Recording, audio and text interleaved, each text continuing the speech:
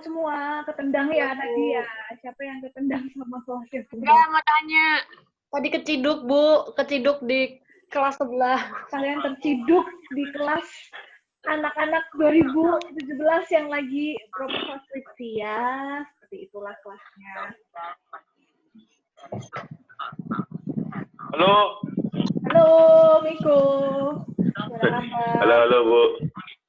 Baik. Enggak, mau tanya. Apa, anak? PDF-nya bukunya Bu Amanda yang di Moodle itu beberapa, kalau udah di-download itu nggak keluar loh, Bu. Belum Kan nggak di-download. keluar, say. Itu beberapa memang ada yang bukanya bukan pakai PDF, tapi pakai kayak web opener gitulah. Jadi coba dibuka, diikuti mereka aja. Bu, mau tanya. Kenapa ada bule, Bu, di kelas kita, Bu? Bukannya memang ada ya? Itu, Bu, yang fotonya cewek bule rambut coklat, Bu. Oh, itu ada yang bermimpi jadi bule kayaknya. Tapi nggak nyampe ya, Bu? Iya. Memang bule, kalian aja nggak tahu. Jadinya bule, pakai K. Bu, jangan dibully, Bu. Nanti masuk berita kayak Unesa loh, Bu. Oh gitu ya. Iya deh. Pagi kalian lagi ikut mata kuliahnya Pak Is ya? Yang jadi news announcer itu ya? Wah, serem banget. Admit. Kok Bu Amanda jadi muda, Bu? Jadi apa? Jadi kelihatan lebih muda lagi. Oh, ini belum ada tugas loh hari ini. Nggak perlu. Bu, Gading bolos kemarin. Ya, Bu, kalau Bu Amanda, saya mau tanya, Bu. Astaga, ya Devi, kamu kenapa serem gitu? Nggak nyalain lampu. Ini lampunya nyala, Bu. Bu, saya mau tanya, Bu. Ya. Yang buat Zoom 50 menit itu buat mata kuliah yang mana, Bu? Gimana? Bu, ini harus on cam, tak, Bu? Kan Bu Amanda pas bimbingan PA kemarin bilang kalau misalnya Zoom nanti itu cuma 50 menit aja. Sisanya itu entah penugasan, entah apa. Nah, tapi kok dari kemarin Zoom-nya itu lebih dari 50 menit semua, Bu. Iya, Devi, nggak semua dosen menetapkan metode belajar yang seperti itu. Beberapa masih pakai yang Zoom, jadi yang lebih banyak di Zoom, terus nanti tinggal ada tugas di luar Zoom. Jadi nggak semuanya pakai itu. Memang diarahkan untuk ke situ, tapi nggak semuanya pakai itu. Bu, Oh, begitu. Tanpa izin, Oke, Bu. Bu. Izin apa? Nggak ada izin-izinan. Bukan, Bu, dia ini enggak? sudah masuk, Bu, tapi internetnya lemot, Bu. Jadi masih muter-muter katanya lemot. Ya, masih muter-muter. Dia sudah itu kok, Bu. Ini loh, Bu, buktinya, Bu. Kalau kelihatan ya, Bu, ya. Dinaikin itunya. Oh, salah. Tukar wifi-nya. Ini, Bu. Mana? Oh, Ya, dia sudah ini, Bu, pokoknya. oke, sebentar. Loh, Bu, kalau misalnya kendala internet gitu, Bu, misalnya internetnya lemot, terus apa nggak bisa join gitu, gimana, Bu, Mas? Ya, nanti disampaikan ke dosennya aja. Biasanya kita wajib ini sih, merecord Zoom-nya. Zoom kita ini harusnya di-record. Nanti kita selesai kuliah, kita upload di e-learn, supaya teman-teman yang masuk keluar Zoom karena sinyal, itu tetap bisa melihat secara full di e-learn, gitu ya. Nanti ini juga saya upload juga kok di e-learn. Jangan khawatir. Oh iya, Bu. Bu, mau tanya, Bu. Kita ini kan di-record kan, Bu. Itu juga nanti dibagiin atau enggak, Bu? Maaf, Bu. Sabar, Bu. Tenang. Nanti biasanya dosen-dosen itu diwajibkan untuk merecord kan Zoom-nya. Nah, setelah di-record, setelah selesai meeting-nya, kan jadi video tuh, jadi MP4. Ya nggak? Ya. Nah, itu nanti kita upload di e-learn. Kenapa? Supaya misal teman-teman yang nggak masuk hari itu tetap bisa lihat kuliah kemarin kayak gimana, apa yang dibahas. Dan juga buat teman-teman yang waktu kuliahnya datang sih, cuman ya kayak si pentol misalnya error tiba-tiba jaringannya di tengah-tengah harus keluar kan, tiba-tiba keluar gitu kan. Nah, berarti kan dia ketinggalan cerita tuh, ketinggalan kuliah tuh, gitu kan. Nah, itu bisa melihat lagi di e-learn. Udah, Kina. Ya, Bu. Makasih, Bu. Oke. Yuk, kita lihat siapa nih yang belum. Arya Gading, kenapa Arya Gading? Mana Arya Gading? Udah join belum? Kenapa online saya Arya Gading? Ada Bu, dari toilet saya Bu. Oh. Terus, kenapa kamu nge-line Mana saya? ya wong potongan rambut. Enggak jadi, enggak jadi. Nggak saya bales loh ya. Tuh, jadi. Dan ketok itu cocok loh sih ndek wonge. Desi, kamu kayaknya harus beli ring light deh supaya kelihatan. Atau kamu mengarahkan senter ke wajahmu supaya terlihat wajahnya. Serem banget modelnya gitu. Setan, Bu. Kayak setan. Dasar serem banget. Oke, ini masih 40. Saya Bu, masa harus kelihatan, Bu? Ini Ini harus on cam, tak, Bu? ini laptop saya yang jelek kayaknya, Bu, kameranya, Bu. Nah ya kenapa? Kok pakai laptop yang jelek kameranya? Nggak beli yang bagusan. Iya, Bu, maaf, Bu. Nanti kalau saya punya uang, Bu, saya beli, Bu. Oh, gitu lah. Oke. Nanti ketika presensi aja harus menampakkan wajah ya. Ini kan saya juga pengen mau kan nempel ini. Oke, Bu. Oke.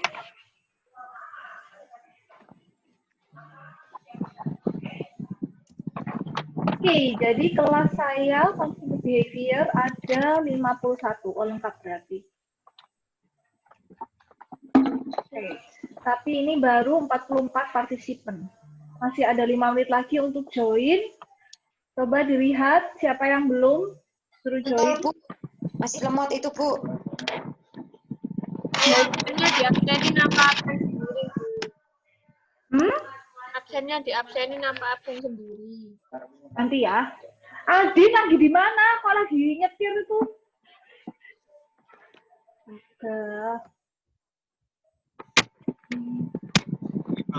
Liburan dia, Bu, liburan. Gimana, Din? Mau ngecamp di Kondi soalnya Bu 2 bulan. Oh, alah. Nah, Ini kamu di jalan berarti? iya. Astaga. Di air. Inilah kenapa saya tidak suka kuliah dengan menggunakan Zoom. Ngeri lihat kalian ada yang di mobil, ada yang lagi main Hot Wheels nih, si Randy nih. Iya, Ren. Kenapa, Bu? Senang aja ngerasain kamu. Bibirmu putih loh. Oke, baik, sambil tunggu teman-teman yang lain. Masih 43, berarti kurang 8 orang. Kurang Saya mulai lucu, Bu. aja, teman-teman. Selamat siang semuanya. Terima kasih sudah join. Di pertemuan pertama, Ya. consumer behavior. Terima kasih sudah dijawab, Miko. Seperti biasa, teman-teman mungkin sudah ingat gitu ya. Semester 1 ketemu saya. Kalau pertemuan pertama, saya pasti akan membahas tentang kesepakatan kuliah dan juga silabus gitu ya, agenda kita selama 1 semester di mata kuliah consumer behavior ini akan ngapain aja. Oke. Pertama-tama saya mau menunjukkan PPT dulu.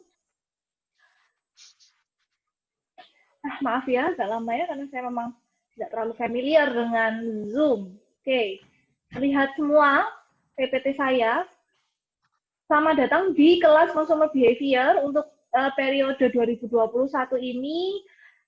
Karena suatu pandemi, kita harus melaksanakan kelas secara online ya.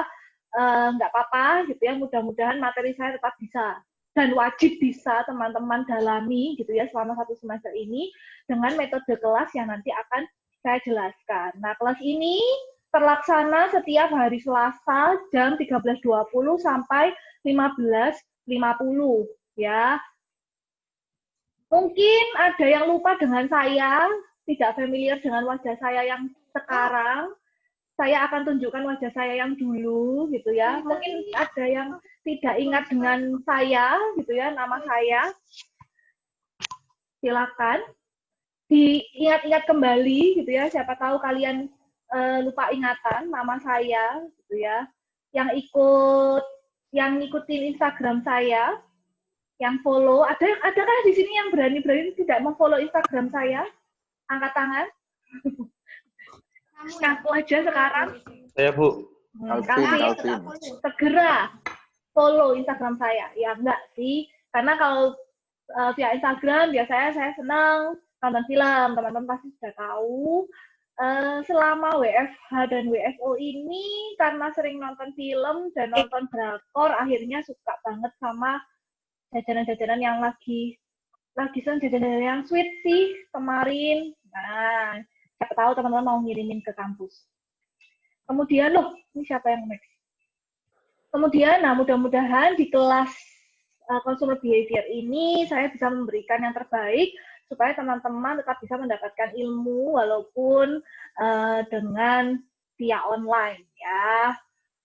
Nah, teman-teman ini tolong diperhatikan dengan seksama dan sebaik-baiknya. Saya tidak akan ulangi lagi karena ini akan berlaku selama 1 semester. Saya ulangi, ini akan berlaku selama 1 semester di kelas saya.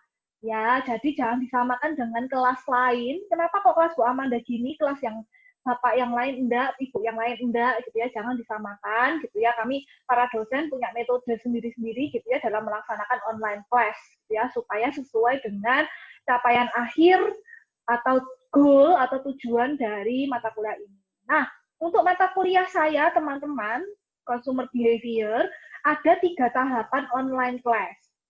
Yang pertama, jam 13.20 sampai 14.00, teman-teman harap membuka e-learn kelas consumer behavior. Di situ pasti saya sudah ada forum, gitu ya. Saya akan memberikan sebuah studi case atau studi kasus dengan pilihan forum. Nah, itu nanti teman-teman bisa meninggalkan komentar teman-teman dari pertanyaan yang saya berikan di studi case itu. Nanti saya akan tunjukkan, gitu ya, studi case-nya seperti apa. Nah, nanti teman-teman punya waktu sekitar 40 menit untuk membaca studi case atau menonton video dari studi case itu, dan kemudian teman-teman wajib loh ya, wajib memberikan pendapat atau menjawab pertanyaan saya yang ada di studi case itu ya. Itu jam 13.20 sampai 14.00. Nah, karena tadi saya sudah sempat sampaikan, mungkin di setengah semester kemarin saya juga sudah sempat sampaikan bahwa saya tidak suka kelas via Zoom. Karena apa? Saya akan bisa lihat teman-teman lagi nyetir, lagi masak, lagi nggak pakai baju gitu ya. Saya ngeri lihatnya ya. Karena itu saya akan menggunakan media streaming radio untuk menjelaskan materi saya hari itu. Jadi dari study case yang sudah saya berikan di forum di e-learn, itu nanti akan saya bahas di kuliah saya via uctcom.radiowebsite.co. Jadi setelah teman-teman selesai mengisi forum itu akan terbuka baru jam 13.20 dan akan tertutup otomatis jam 14.00. Ya, jadi tidak ada ampun teman-teman, jangan sampai terlambat gitu ya untuk mengisi e-learn. Jam 14.00 sampai 15.00 teman-teman akan mendengarkan saya di ucvcom.radiowebsite.co tentang materi saya hari itu, yang pasti juga berkaitan dengan study case yang sudah teman-teman isi. Kemudian 15.00 sampai 15.30, ini ada waktu 30 menit, teman-teman supaya saya tahu bahwa teman-teman mendengarkan kuliah saya hari itu, mau sambil jungkir balik gitu ya, mau sambil nyetir, mau sambil ngedram, mau sambil prosotan gitu ya, terserah gitu ya. Tapi saya mau teman-teman bisa menjawab kuis saya di jam 15.00 sampai 15.30. Jadi kuis itu baru akan terbuka setelah saya selesai kuliah via radio jam 3 dan akan berakhir jam 3:30. Jika teman-teman melengkapi ketiga tahapan ini, saya baru akan memberikan absen kepada kalian di hari itu.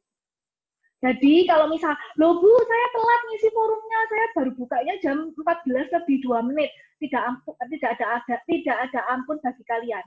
Kalau teman-teman tidak mengisi forum hari itu, silahkan teman-teman tetap mendengarkan radio saya, ataupun juga tetap mengisi kuis saya, tetapi mohon maaf kalau di forum tidak ada, absen hari itu saya anggap hilang. Ya, sama halnya misalnya teman-teman sudah mengisi forum, kemudian ternyata teman-teman nggak dengerin saya, terus ngisi kuis salah semua, nilainya saya lihat jawaban kalian ngawur semua, ataupun copy paste dari Google semua, saya akan hilangkan presensi kalian hari itu. Gitu ya. Jadi untuk presensi setiap minggu, teman-teman harus memenuhi semua step yang ada di layar kalian sekarang. Jam 13.20 sampai jam 2, silakan teman-teman langsung buka e-learn, cari di week keberapa itu, gitu ya. Kemudian di situ pasti sudah ada studi case, gitu ya. Silakan teman-teman buka, klik, dan teman-teman silakan berikan jawaban atas pertanyaan yang saya minta.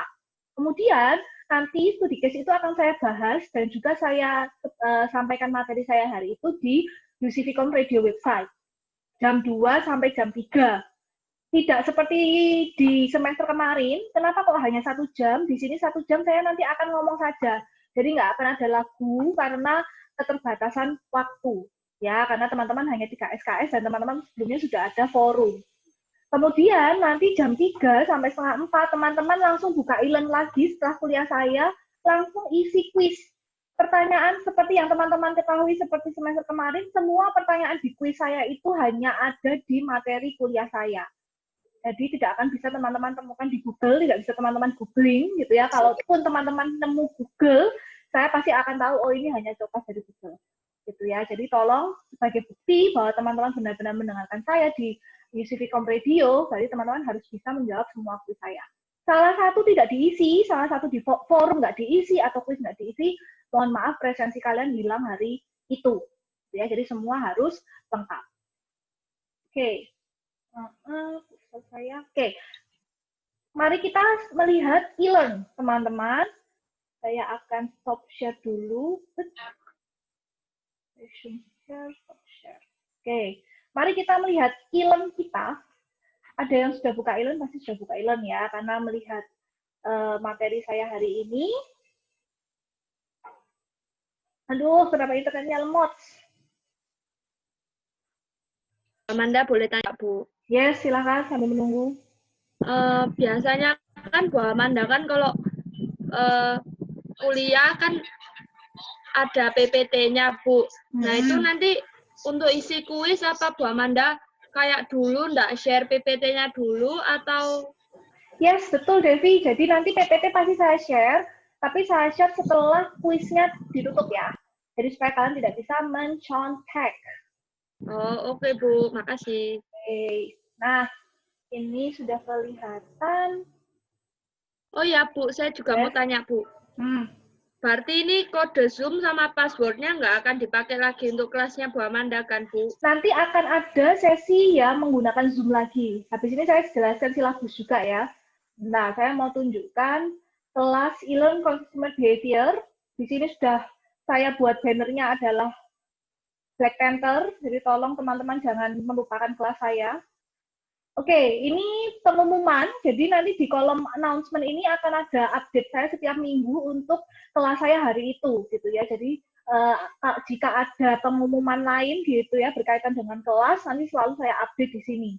Kemudian, nah, week 1 di sini saya sudah lengkapi dengan overview, jadi di sini saya menjelaskan kita akan belajar apa saja dan metode pembelajaran kita seperti apa. Teman-teman bisa nonton penarsisan saya. Kemudian di sini sudah ada e-book. Silakan teman-teman buka e-booknya untuk tambahan referensi. Nah, ini yang tadi seperti yang katanya Devi, Bu, nanti PPT-nya di-share. Pasti saya share karena lihat di sini sebenarnya sudah saya upload, tapi ini saya hidden atau saya hilangkan dulu untuk dilihat oleh mahasiswa. Jadi ini yang bisa melihat hanya saya, gitu ya. Tapi sebenarnya saya sudah update di sini. Jadi teman-teman tinggal download aja. Nanti saya tinggal aktifkan lagi, gitu ya. Saya tinggal munculkan, gitu ya. Jadi supaya teman-teman bisa membaca materi saya hari itu. Nah, untuk minggu depan, nah ini yang akan berjalan seterusnya ya teman-teman. teman-teman, materi sebenarnya sudah ada gitu ya di sini, cuma saya tidak perbolehkan teman-teman untuk melihat dulu. Nah, di sini teman-teman, di sini ada yang namanya week 2 study case. Nah, ini yang saya maksudkan sebagai forum. Di sini sebelum kuliah nanti, minggu depan jam 13.20 sampai dengan 14.00 atau jam 2 siang, teman-teman buka e-learn kalian dan mencari study case. Nah, di sini saya sudah memberikan pertanyaan, menurut kalian konsumen seperti apa yang menggunakan 2 jenis mobil ini, gitu ya. Nah, di sini teman-teman klik aja. Memang di sini belum keluar, karena masih saya setting terbukanya adalah Selasa minggu depan, jam 1.20 atau 13.20. Nanti ketika ini minggu depan terbuka, teman-teman bisa meninggalkan komentar untuk menjawab pertanyaan saya di atas. Ya, silakan teman-teman post jawaban kalian, gitu ya. Kalau cukup dengan 1 postingan saja tidak apa-apa, kalau mau lebih dari 1 tidak apa-apa, gitu ya. Kalau saya minimal 1 aja, tapi sudah menjawab pertanyaan yang saya tanyakan ini. Jawabnya Sudah, setelah gimana, sudah Bu? ini, ya. Jawab ngisi jawabannya di mana, Bu? Nanti di sini keluar Febri, karena ini masih saya blok. Selasa, baru keluar oke, Selasa Bu. minggu depan. Kan ini untuk kelas saya minggu kedua, ya kan?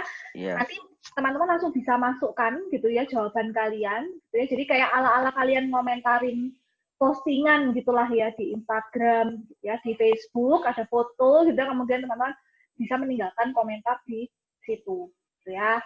Baru Di HP bisa ya, Bu? Di HP bisa, Desi. Bisa. Dia mau tanya. Yes. Who is it? Siapa ini? Klau. Oh, Klau. Yes, Klau. Bu, ini berarti pas kita ngisi forumnya itu nggak usah tunggu aba-aba Bu Amanda ya, langsung pas jamnya Bu Amanda 13.20 langsung dibuka. Yes, betul sekali, karena kelas saya kan start 13.20 sampai 15.50 ya. Jadi teman-teman langsung aja kan otomatis ya kan. Habis kelas Pak Ismoyo kan kelasnya 10.50. Udah kelar kelasnya Pak Ismoyo 13.20 tes, nanti forum ini langsung bisa terbuka otomatis. Ya, karena memang sudah saya setting baru bisa diisi itu jam kelas saya 13.20, tapi hanya sampai 14.00. Karena di jam 14.00 teman-teman akan mendengarkan saya di ucvcom.radiowebsite.co gitu ya, seperti biasa, seperti semester kemarin gitu ya, tapi bedanya kalau semester kemarin saya 2 jam karena nggak ada forum, studi case kemarin kan teman-teman menyampaikan dengan grup ya, grup dan WA, tapi untuk semester ini karena kita harus mengaktifkan e-learn, makanya forum diskusi kita saya letakkan di e-learn gitu ya. Nah, setelah jam 2 saya akan siaran di UCVcom Radio sampai jam 3. Nah, di sini nanti harusnya akan ada quiz. Saya belum buat quiznya gitu ya. Jadi nanti setelah saya selesai siaran, saya akan perbolehkan teman-teman untuk mengisi e-learn, lagi mengisi quiz. Nah, kalau dua-duanya sudah diisi, forum sudah, quiz juga jawabannya benar semua, baru saya anggap teman-teman hari itu hadir. Dan materi minggu kedua ini nanti akan saya munculkan. Jadi teman-teman bisa akses materi saya juga di e-learn setelah quiznya berakhir. Nah, nanti demikian juga di minggu-minggu setelahnya gitu ya, saya akan posting study case gitu ya, silakan teman-teman menunggu. Nah, kemudian saya akan membicarakan tentang silabus. Nah, silabus sudah bisa di-download teman-teman. Oke. Di minggu pertama nanti, hari ini gitu ya, kita akan perkenalan tadi sudah gitu ya. Mudah-mudahan nggak ada yang lupa dengan saya, dan saya juga syukurlah tidak melupakan kalian semua gitu ya. Kemudian kesepakatan kuliah, ini tadi sudah juga. Nah, ini sekarang kita tentang penyampaian silabus. Kemudian nanti silakan teman-teman membentuk kelompok untuk tugas yang akan datang. Kemudian nanti saya akan memberikan pemahaman gitu ya, kenapa kok kita perlu untuk belajar tentang perilaku konsumen. Nah, minggu depan teman-teman akan belajar tentang karakter dari konsumen sebagai individu dan Bu Amanda. Ya, Sarah? Bu, saya mau tanya, Bu. Hana, sorry. Bu, berarti kita tuh ngisi kuisnya tuh nggak boleh kayak nunggu kelasnya kelar semua baru diisi dari step 1, 2, 3 gitu, nggak boleh ya? Nggak boleh. Jadi step 1 dikerjain dulu, terus begitu udah ke step 2, begitu udah ke step 3 gitu. Yes, betul sekali. Oh iya, oke Bu, makasih. Oke. Kemudian di pertemuan 3 teman-teman akan belajar tentang customer in marketplace, gitu ya. Nah, di pertemuan 4, teman-teman akan mendapatkan materi tentang konsumen sebagai decision maker. Nah, di sini nanti saya akan menjelaskan tentang tugas kelompok SAA 1. Nah, SAA 1 ini nanti akan teman-teman kumpulkan di pertemuan kelima, tapi di pertemuan kelima ini saya akan menugaskan teman-teman untuk menonton film. Filmnya nanti akan saya berikan juga di G Drive, jangan khawatir, nanti akan saya upload di e-learn. Sebagai bukti teman-teman sudah menonton film di minggu itu, teman-teman akan saya berikan quiz di e-learn juga. Nanti pengumpulan SAA-nya juga ada di e-learn. Jadi di pertemuan kelima, teman-teman tidak usah mendengarkan radio. Jadi cukup menonton film secara mandiri, kemudian nanti kuisnya juga pada jam 13.00 sampai 15.00 sampai 15.30. Teman-teman mau nonton filmnya kemarinnya gitu ya atau paginya terserah, tapi kuisnya baru bisa dibuka di pertemuan kelima seperti biasa gitu ya, jam 15.00 sampai 15.30. Setelah teman-teman selesai mengisi kuis, baru saya akan memberikan presensi di pertemuan kelima. Nanti di pertemuan ke-6 kita akan ketemu lagi di UC-Vcom Radio. Nah, untuk pertemuan 7 teman-teman tanggal 27 ini nanti saya akan menyampaikan via Zoom karena saya mau memberitahu tentang UTS. Ya, jadi saya mau membriefing tentang UTS, kemudian nanti kita bisa mentoring gitu ya, tugas UTS gitu ya masing-masing kelompok supaya teman-teman bisa lebih jelas.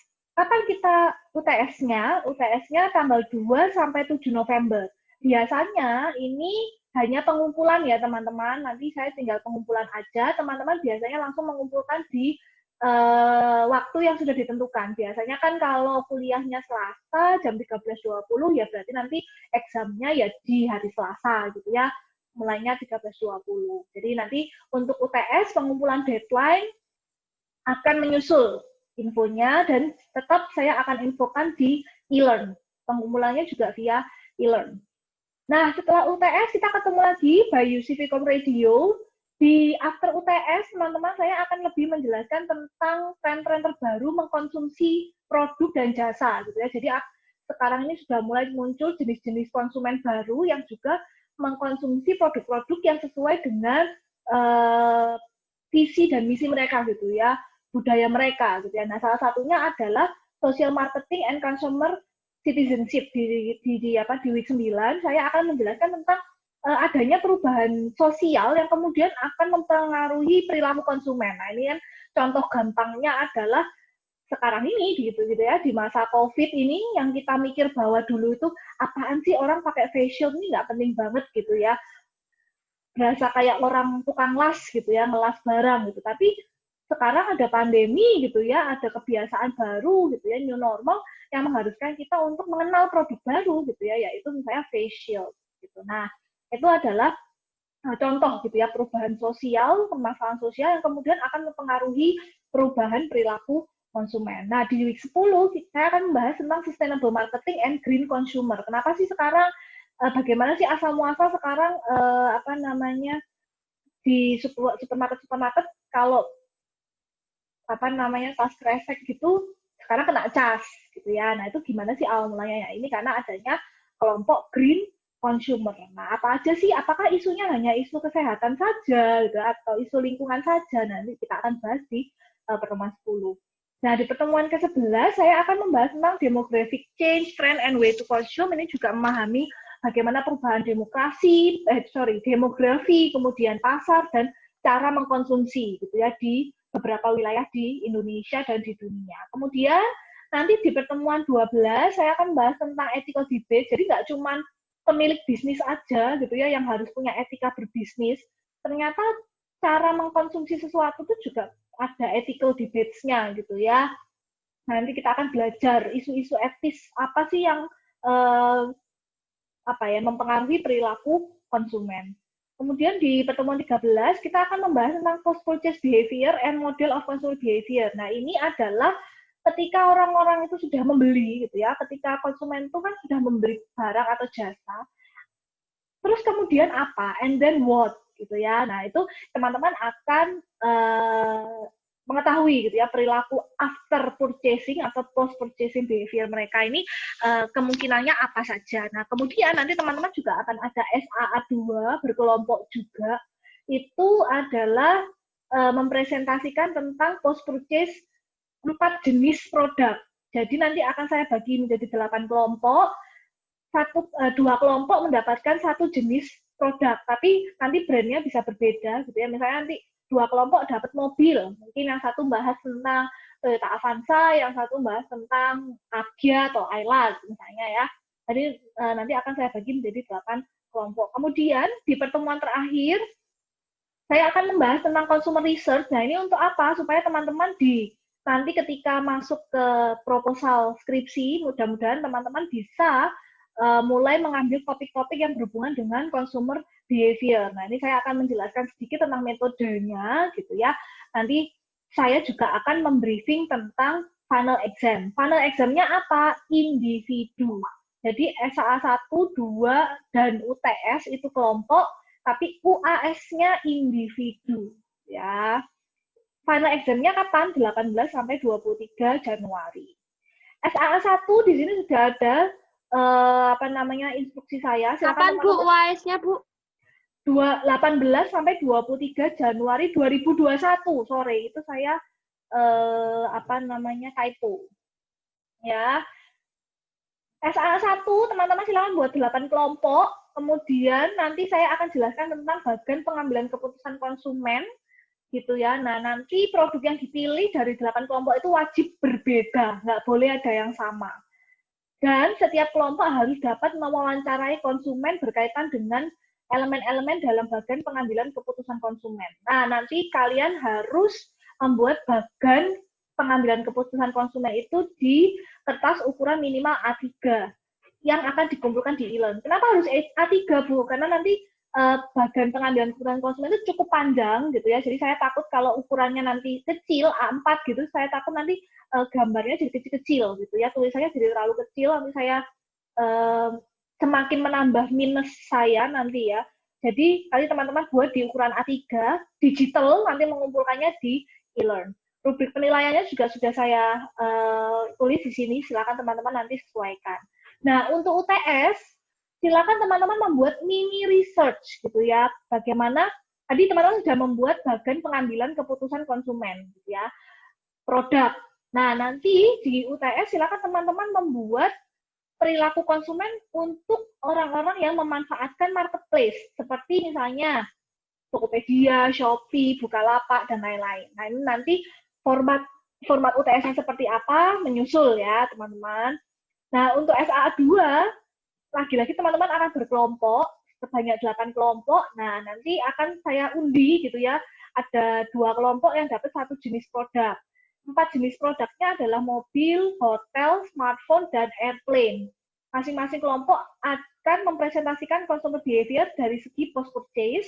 Materi presentasi disesuaikan dengan teori yang didapatkan dan diaplikasikan ke produk masing-masing.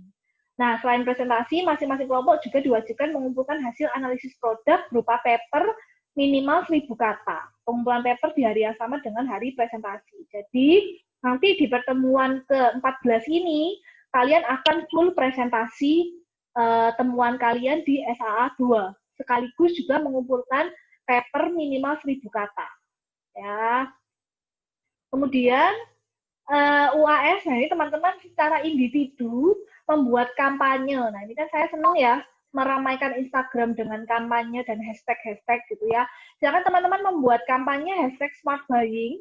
Kampanye ini didasarkan atas keprihatinan konsumen yang kemarin kalau teman-teman ingat zaman-zaman awal COVID gitu ya, Februari Maret kita sudah mulai kehabisan masker gitu ya. Orang-orang mencari masker itu susahnya minta ampun, adapun harganya mahal gitu ya.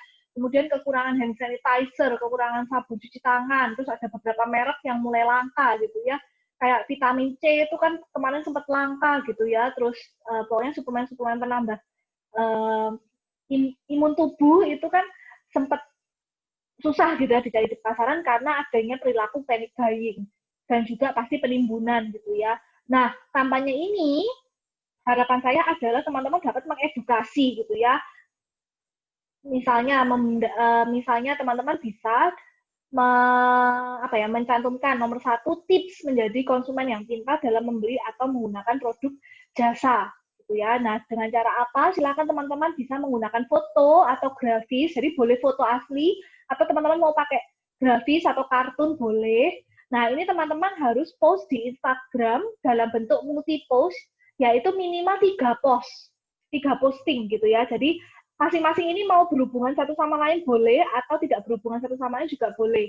Jadi pokoknya minimal 3 post, di-uploadnya sekali aja, jadi multi-post.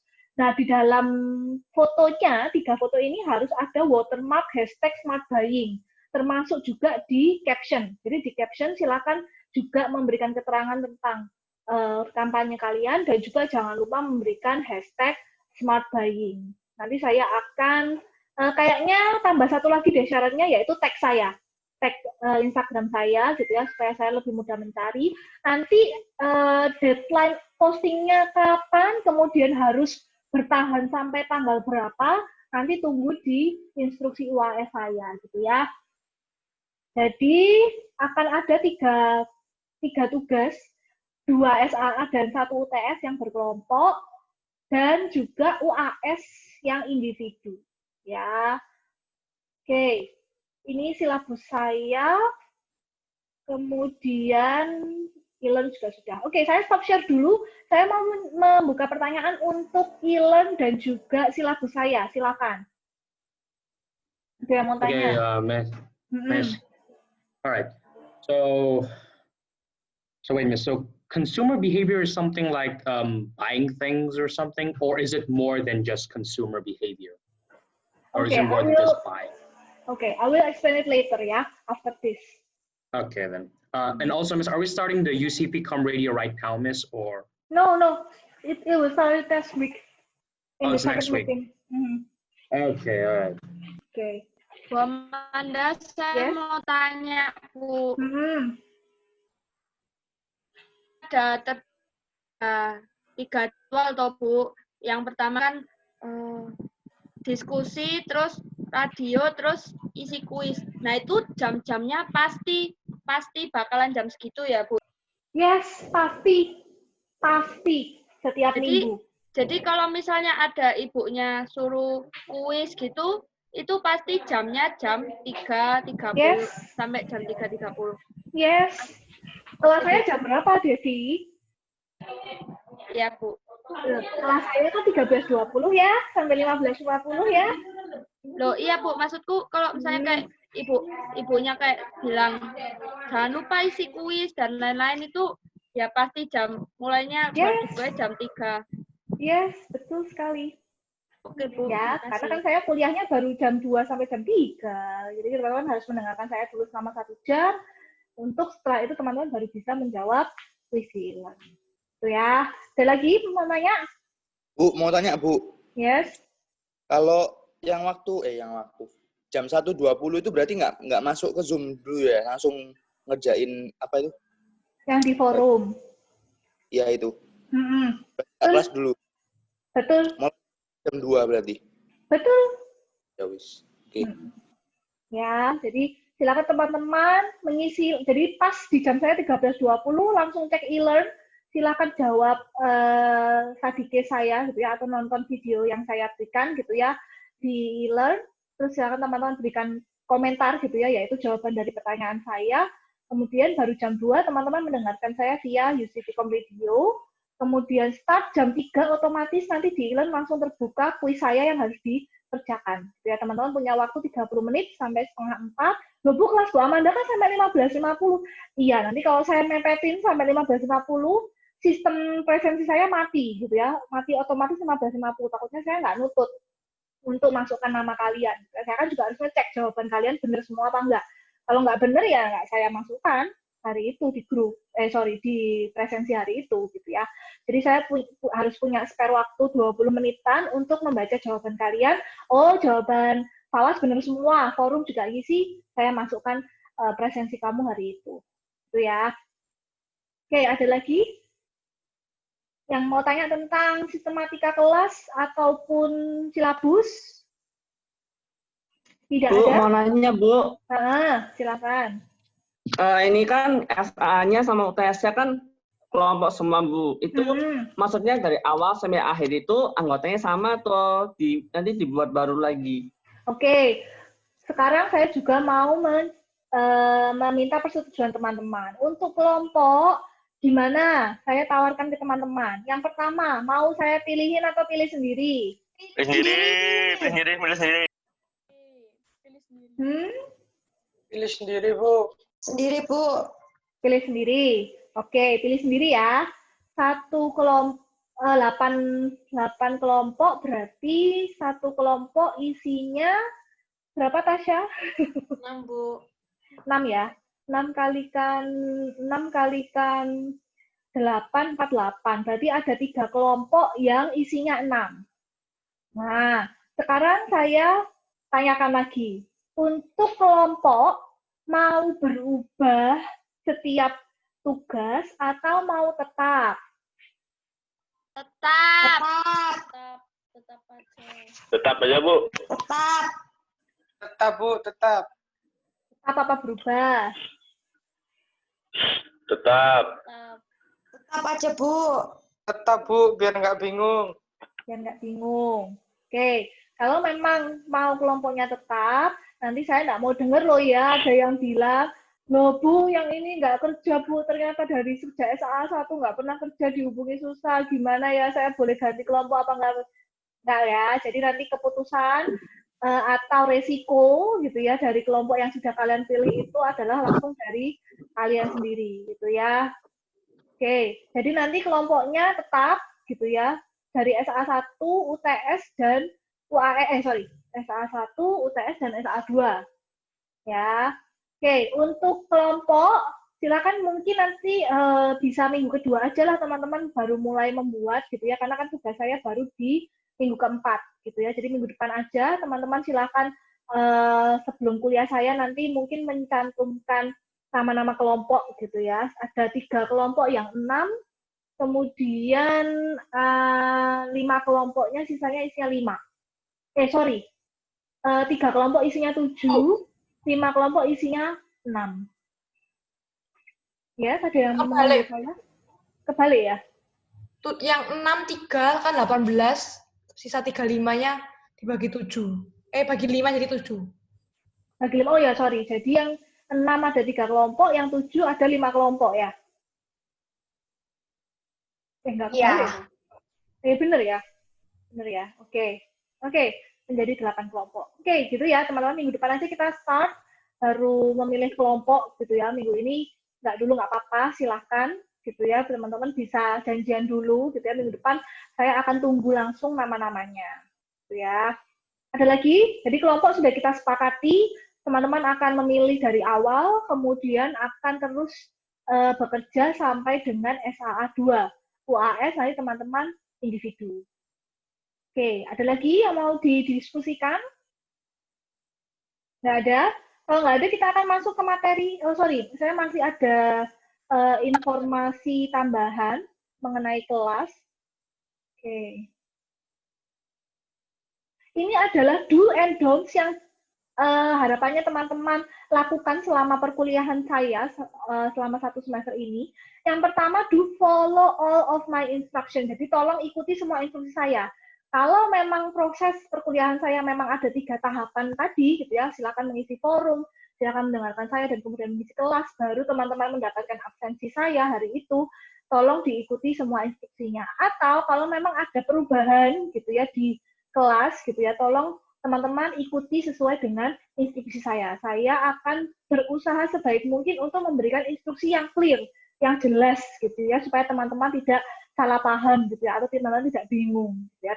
Tapi teman-teman tolong selalu ikuti instruksi saya. Dan juga untuk mendapatkan presensi gitu ya, tolong teman-teman secara aktif gitu ya mengikuti semua kegiatan saya di kelas. Dengan cara apa ya? Selalu isi forum, selalu teman-teman isi quiz gitu ya.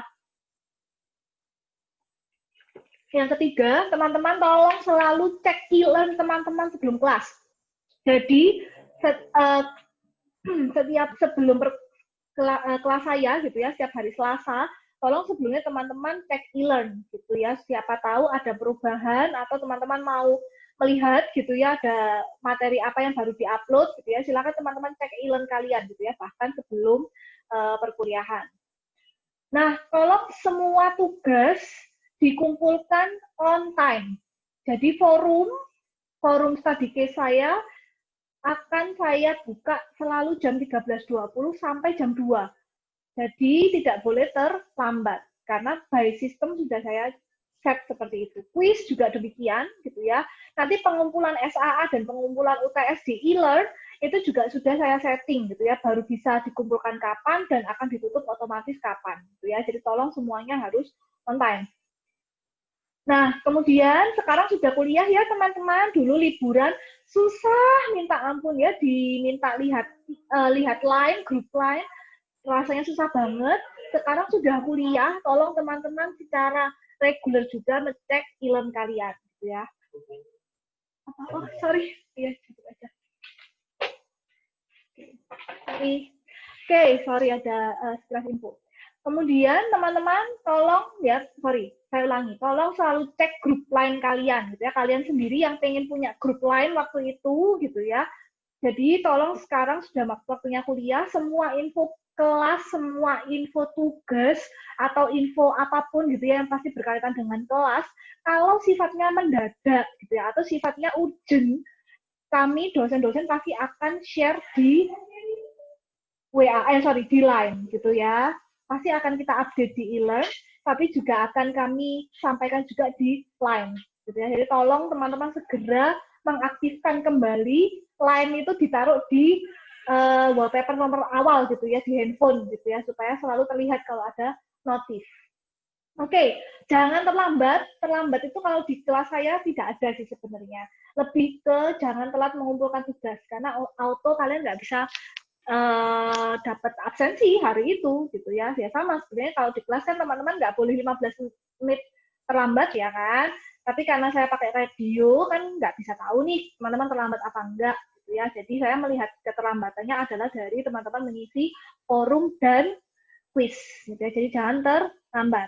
Kemudian jangan melakukan plagiarisme atau copy paste gitu ya. Di e-learn sudah ada fitur yang namanya turn it in. Turn it in itu adalah untuk mencek seberapa banyak kalian meng-copy paste sumber-sumber dari internet gitu ya. Dan kalau teman-teman ketahuan gitu ya banyak yang copy paste, nanti teman-teman juga auto E gitu ya nilainya. Jadi tolong sekarang sudah mau semester yang mendekati proposal penelitian gitu ya. Kalian mungkin semester besok kalau enggak sudah mulai belajar tentang metodologi penelitian, usahakan sudah mulai belajar untuk membuat kalimat sendiri, parafrase gitu ya, membaca kemudian membuat kalimat yang baru gitu ya. Jangan sampai melakukan plagiarisme. Kemudian ini adalah peraturan yang tidak berbeda dari kuliah offline maupun kuliah online gitu ya. Teman-teman jangan lebih dari 3 kali tidak masuk kelas gitu ya, atau lebih dari 3 kali tidak mengikuti instruksi saya di e-learn gitu ya. Karena apa teman-teman, kalau lebih dari 3 kali tidak masuk, teman-teman tidak akan bisa ikut UAS, dan UAS-nya adalah individu gitu ya. Jadi tolong jangan skip kelas lebih dari 3 kali. Kemudian yang terakhir adalah jangan tanya saya apapun yang sudah saya tulis di e-learn ataupun di silabus gitu ya. Jadi semua yang saya tulis di e-learn ataupun yang sudah saya tulis di silabus itu sudah saya usahakan sedetail mungkin gitu ya supaya teman-teman paham. Tapi kalau memang tidak ada gitu ya, silakan teman-teman tanyakan ke saya ya. Oke? Ada pertanyaan terakhir? Nggak ada? Oke, kalau nggak ada, kita akan memulai materi hari ini. Sebenarnya materinya cukup singkat. Ini saya ingin memperjelas aja sih gitu ya. Kenapa, apa sih yang dimaksud dengan perilaku konsumen? Sebenarnya siapa sih konsumen itu? Dan apa sih perilaku mereka gitu ya? Apa sih sebenarnya perilaku konsumen itu? What is it matter gitu ya? Kemudian kenapa kok dan apa saja peran dari perilaku konsumen itu di luar sana gitu ya? Nah, untuk menjawab pertanyaan yang nomor 1, what is consumer? Siapa sih konsumen itu gitu ya? Konsumen itu adalah kamu, saya juga, mereka yang di luar sana gitu ya, yang terlibat di dalam satu atau lebih kegiatan memilih dan atau loh ya, dia bisa memilih dan membeli, atau dia hanya memilih aja tapi tidak membeli, dan atau juga dia mengevaluasi barang dan jasa. Ya, jadi siapapun yang terlibat dalam satu atau lebih kegiatan, dia memilih dan atau membeli dan atau mengevaluasi barang dan jasa. Terus kemudian apa sih perilaku konsumen itu? Ini konsumennya kan gitu ya. Siapa sih gitu ya konsumen itu? Kemudian perilaku konsumennya itu apa sih? Nah, perilaku konsumen itu adalah teman-teman proses pembuatan keputusan, decision making process gitu ya. Dan aktivitas fisik yang meliputi kegiatan memperoleh, menggunakan atau tidak menggunakan juga bisa gitu ya, hanya memperoleh saja, dan mengevaluasi sebuah produk atau jasa. Jadi siapapun gitu ya yang melakukan pembuatan keputusan gitu ya, membuat keputusan dan aktivitas fisik yang meliputi kegiatan memperoleh, menggunakan atau tidak menggunakan juga bisa disebut sebagai keputusan gitu ya, decision making process, dan mengevaluasi sebuah produk atau jasa. Nah, kemudian peran dari perilaku konsumen ini apa aja sih gitu ya? Loh, kok bisa ada orang yang cuman memilih aja tapi nggak menggunakan, atau ada yang memilih menggunakan tapi tidak mengevaluasi, atau hanya orang-orang yang menggunakan saja. Nah, ini adalah 4 jenis peran dari konsumen. Peran yang pertama adalah inisiator. Nah, inisiator ini apa? Inisiator ini adalah individu yang menentukan ketika sebuah kebutuhan atau keinginan tidak terpenuhi, maka ia akan membeli produk yang memenuhi keinginan atau kebutuhan tersebut. Ini adalah konsumen yang memilih dan membeli. Ya, jadi jenis konsumen yang memilih dan membeli itu disebut sebagai inisiator. Oh, aku butuh ini, atau aku pengen beli ini, maka aku akan membelinya. Inisiator. Kemudian ada juga peran influencer. Nah, ini juga sudah sering dipakai ya beberapa waktu ini gitu ya. Tapi dalam bahasa consumer behavior atau perilaku konsumen, influencer ini adalah individu yang baik secara sengaja ataupun tidak sengaja menyampaikan pendapatnya untuk mempengaruhi keputusan pembelian pihak lain. Apakah Syahrini gitu ya, ketika dia paid promote sebuah produk skincare yang harganya mungkin hanya ratusan ribu rupiah gitu ya, apakah dia menggunakan? Belum tentu gitu ya. Dia hanya mempengaruhi secara sengaja karena dia dibayar kan. Dia mempengaruhi secara sengaja gitu ya keputusan pembelian dari orang yang follow dia. Nah, ini adalah jenis konsumen yang mana dia adalah seorang yang memilih doang, dia nggak beli, dia nggak gunain, dia nggak evaluasi gitu. Jadi dia hanya memilih, ini loh pakai ini gitu ya, kamu bisa mendapatkan polis yang kencang gitu ya, tapi belum tentu dia pakai gitu ya. Dia hanya mempengaruhi orang-orang yang ngikutin dia, melihat postingannya dia untuk membeli produk tersebut, influencer. Ada juga orang yang perannya adalah buyer. Buyer ini bukan puyer ya, bukan jenis produk gitu ya. Buyer ini siapa dalam perilaku konsumen gitu ya? Perannya apa di perilaku konsumen? Buyer ini adalah individu yang benar-benar melakukan transaksi pembelian yang sebagian besar berperan sebagai kepala keluarga. Jadi buyer ini diidentikan sebagai kepala keluarga. Karena kalau di keluarga kan ayah ya harusnya jadi kepala keluarga idealnya. Itu dia wajib memenuhi kebutuhan dari keluarganya. Jadi dia hanya membeli, ya istilahnya dia kasih uang jajan untuk membeli gitu ya. Sana beli gitu ya karena itu kebutuhan, tapi belum tentu dia sendiri pakai. Gitu ya, atau benda yang dia beli itu dipakai oleh anggota keluarganya. Tapi dia adalah orang yang benar-benar melakukan transaksi pembelian itu. Tapi entah itu dia pakai sendiri, atau dipakai bersama-sama, atau dia beli untuk dipakai anggota keluarga yang lain. Nah, dia adalah sosok buyer.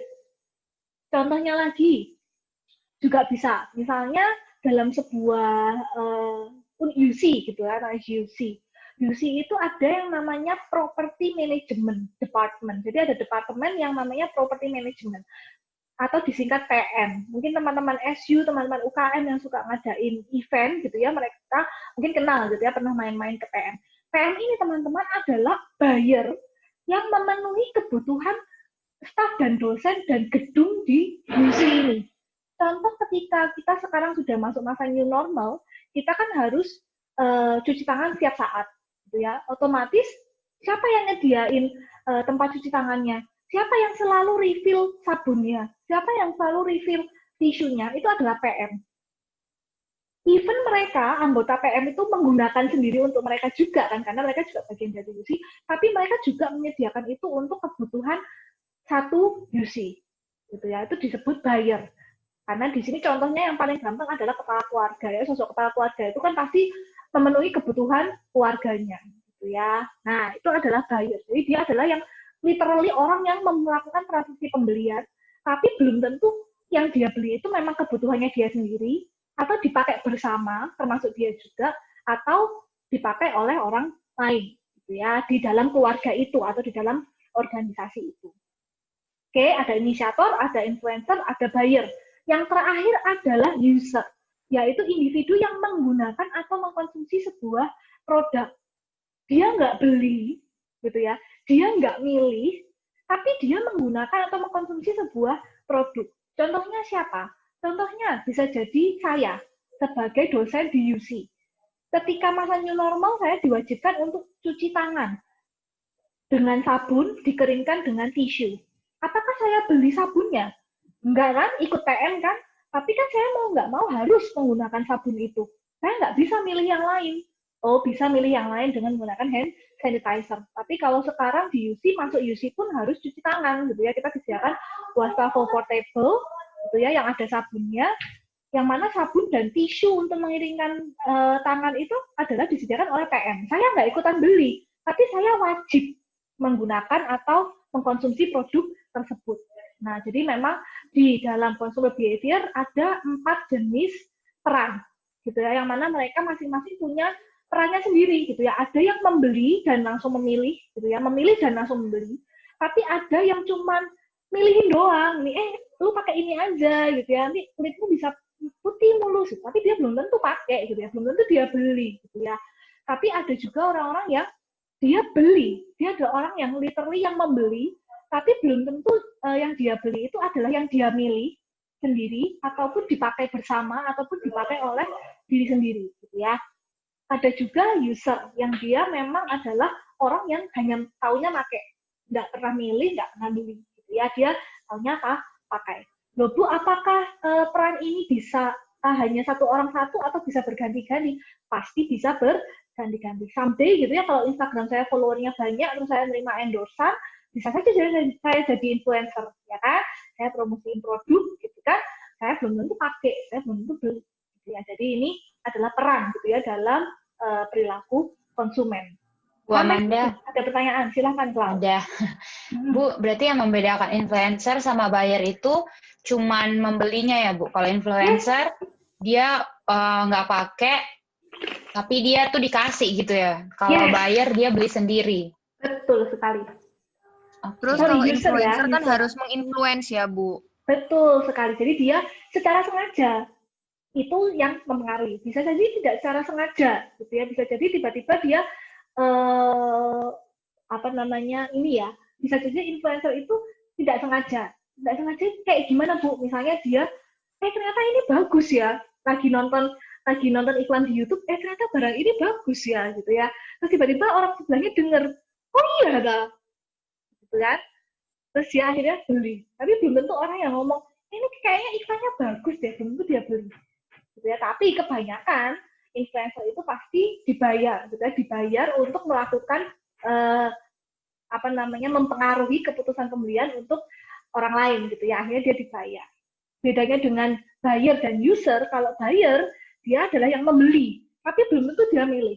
Misalnya, katakanlah saya nggak tahu ya merek sabun yang dipakai di UC ini apa. Katakanlah merek sabun A, gitu ya. Belum tentu loh orang PM, gitu ya, orang property management yang membeli itu adalah kepinginannya dia. Bisa jadi itu kepinginannya atasan gitu ya. Saya biasanya di rumah pakainya merek A, ya sudah untuk satu UC tolong belikan merek A aja. Ya PM tinggal beli doang gitu kan. Yang milih bukan dia. Saya mengikuti atasan mintanya sabun ini gitu ya. Akhirnya saya belikan. Atau bisa juga karena tender. Jadi ada produk ini menang tender gitu ya. Ada beberapa produk saya mau dong dipakai di Universitas Putra. Oh yang menang tender A. Gitu ya, karena suatu hal akhirnya PM melakukan pembelian di merek itu. Nah itu kan belum tentu orang PM itu setuju gitu ya dengan menang tender gitu kan. Belum tentu dia yang memilih produk itu karena memang dia pingin gitu kan. Tapi dia hanya melakukan pembelian gitu kan. Pokoknya buyer itu kayak misalnya orang tua melakukan belanja bulanan gitu ya Bu ya. Pintar, betul banget. Kamu masa pernah misalnya, ayo Devi makan, udah ada nasi sama telur ceplok sama chicken nugget, terus kamu makan, mah kok nasinya nggak pakai pandan wangi sih, ini pasti pakai merek lain ya. Masa ada yang pernah ngomong gitu? Atau misalnya, mah kok telurnya nggak telur yang omega 3 sih, kok telur biasa, ada yang gitu. Nah ya biasanya beberapa langsung ya udah papa mama belanja bulanan gitu ya, kalau kebutuhan dasar beras gitu biasanya langsung beli 3 kilo gitu ya atau 5 kilo untuk dimakan selama 1 bulan gitu ya satu keluarga. Tapi anggota keluarga yang lain dia tidak akan memilih gitu ya mereknya apa gitu ya, ribut sendiri, kecuali memang ada keluarga yang inisiator. Inisiatornya karena apa? Papaku gula darah Bu, atau misalnya kakakku gula darah. Akhirnya papa kalau beli beras, satunya beras putih, satunya beras merah. Untuk kakakku ini yang dia memang kebutuhannya adalah menjaga gula darahnya agar tidak naik dengan cara mengganti beras putih ke beras merah. Tapi kalau tidak ada kondisi yang istimewa, pasti di dalam satu keluarga itu hanya ada satu buyer, gitu ya, yang benar-benar membeli untuk memenuhi kebutuhan satu keluarga, gitu ya. Ada pertanyaan lain? Bu, saya mau nanya, Bu. Saya, Bu. Yes, saya Mahdi dulu, Mahdi, silakan. Bu, berarti inisiator ini gabungan dari buyer sama user ya, Bu? Kan sama-sama membeli, sama-sama menggunakan produk. Yes. Tapi digarisbawahi, inisiator ini adalah dia memenuhi kebutuhannya dia sendiri. Kalau di buyer, belum tentu itu hanya kebutuhannya dia saja. Dia juga memenuhi kebutuhan yang lain. Paham ya maksudnya? Kalau buyer, dia lebih ke, belum tentu itu dia kebutuhannya dia beli itu hanya untuk dia sendiri. Bisa jadi itu kebutuhan untuk bersama. Kalau inisiator, dia beli karena kebutuhannya dia sendiri, keinginannya dia sendiri, dipakai-pakai sendiri untuk memenuhi keinginan atau kebutuhannya dia sendiri. Itu inisiator. Kalau buyer, belum tentu dia memenuhi kebutuhan diri sendiri saja loh ya. Bisa jadi dia membeli karena itu memang kebutuhan orang-orang yang lain. Itu buyer. Gitu ya, Mas Dia. Ya, paham, Bu. Terima kasih, Bu. Silahkan, Kina. Nggak jadi, Bu. Sama kayak Mahdi. Oke. Ada lagi yang lain? Renita mau tanya. Oke, Renita, silakan. Kalau influencer itu, apakah dia harus selalu dibayar gitu, Bu? Bisa saja enggak. Kalau misalnya dia bekerja sebagai marketing produk, ya hasilnya dia sebenarnya dibayar bulanan sih gitu ya. Orang-orang yang bekerja sebagai marketing gitu ya atau advertising itu kan dia secara tidak langsung kan menginfluence orang-orang untuk membeli produknya dengan menampilkan visual gitu ya, misalnya melakukan tester gitu kan. Biasanya orang-orang kalau di Bilka atau di supermarket lain itu kan mereka kayak ada yang bawa free tester, itu kan sebenarnya dia juga adalah influencer yang secara sengaja dia berusaha untuk menyampaikan pendapatnya untuk mempengaruhi keputusan pembelian. Bu, ini loh ada produk baru, silakan dicoba, gitu kan? Ujung-ujungnya enak nggak, Bu? Kalau enak, ini loh, Bu, produknya udah bisa didapatkan di sini, gitu ya. Tapi apakah dia pernah tidak dibayar? Kayaknya so far influencer itu semuanya dibayar, baik each product maupun yang dia bekerja memang sebagai marketing ataupun sales marketing ataupun advertising gitu ya, bekerja di apa namanya di periklanan, itu pasti dia kan seorang influencer gitu ya yang mempengaruhi pembelian konsumen gitu ya dengan visual, dengan apa namanya sales marketingnya gitu ya. Gitu Renita. Bu, tapi berarti kayak word of mouth-nya kita atau setiap testimoninya kita tuh nggak bisa dihitung sebagai influencer atau gimana? Bisa sih, betul. Saya setuju juga. Berarti yang tidak dibayar itu bisa jadi adalah word of mouth itu tadi ya, Renita ya. Jadi bisa disampaikan ketika kalian ngobrol gitu kan ya. Aku kemarin habis pakai ini loh, gitu ya. Kamu enak ternyata di tempatku nggak bikin gatel-gatel. Terus akhirnya, oh iya dah, ya cuma aku tak besok pakai gitu ya. Itu juga bisa. Jadi word of mouth itu juga bisa, tapi kembali lagi influencer ini bisa jadi tidak memakai. Itu bedanya. Kalau word of mouth dia kan pasti pakai, karena katakanlah kamu lagi ngobrol terus aku pakai ini. Tapi influencer di sini, peran influencer itu belum tentu dia pakai. Jadi dia hanya menyampaikan saja. Belum tentu dia pakai. Gitu bedanya. Baik, terima kasih Bu Amanda. Oke, ada lagi? Bu, kalau window shopping gimana, Bu? Nah, window shopping itu berarti apa? Siapa yang jadi role-nya apa berarti? Initiator. Loh, emang yang bikin window shopping itu siapa? Maksudnya apa, Bu? Loh, window shopping itu yang bikin siapa? Yang membuat konsep window shopping ini siapa? Maksudnya yang memanfaatkan penjualan dengan window shopping ini siapa? Yang punya kan? Tokonya kan? Jadi toko punya kesempatan, punya space gitu ya untuk Windows gitu ya, setting di Windows gitu kan. Jadi orang-orang bisa lihat produknya dia gitu ya. Itu bukan termasuk behavior gitu ya, karena consumer behavior role ini maksudnya adalah orang ya, bukan strategi marketing.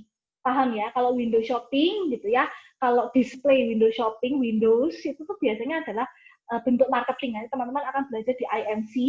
Tapi kalau consumer behavior roles ini lebih ke manusia to manusia, human to human. Jadi bukan strategi marketing. Gitu ya. Gitu ya, Devi ya. Oke, Bu. Oke, ada lagi? Saya, Bu, mau nanya. Sorry. Akhirnya.